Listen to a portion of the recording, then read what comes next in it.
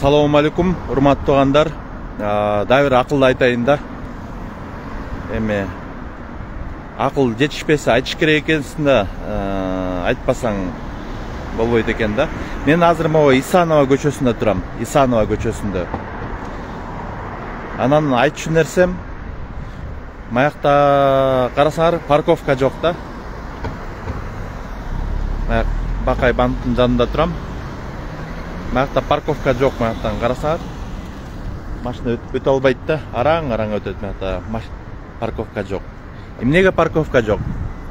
Анткени, мына көрүп атасыңарбы? Эртең менен могу кичинекей парковка, мисалы, банкта иштеген деп коелу, жөнөкөй эле сотрудник келет, машинесин коет. Анан кечке бир орунду ээлеп, анан кечинде кетип калат да. Мен айтчу нерсе,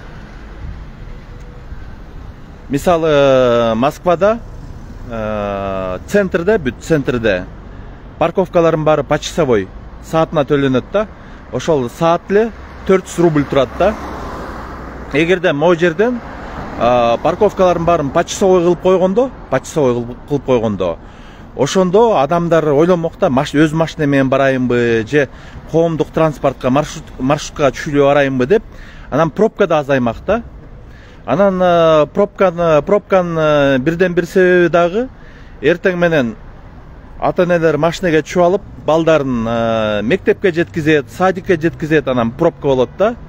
Ошол жерден мен ойлойм, мектептерге жанагындай эме кылып атайын транспорт кылып койсо деле болмок да. Биз мындай кылыш керекпиз, шаардын ичинен жеке транспорт, жеке машина айдаган өтө кымбат кылсаш керек да. Могу жерге парковкасы сааты 20 сом кылсасынчы, 8 саатта 160 сом болуп кетмек да. Жизни маяктан эч ким өзүнүн машинесин айдап келбейт эле. А бул эртең менен коет машинесин, кечинде айдап кетет. Болду, анан кийин маякта кое турган место жок. А эгерде почасовой болгондо, уже саатын карап туруп машинесин кетип, башка машиналар келе бермек. Парковкалар болмок да. Ошо, урматтуу туугандар, чоң эме айтмакчы, ар бир иштин көзү бар дейт да. Ошо иштин көзүн таап, иштесе жакшы болот эле.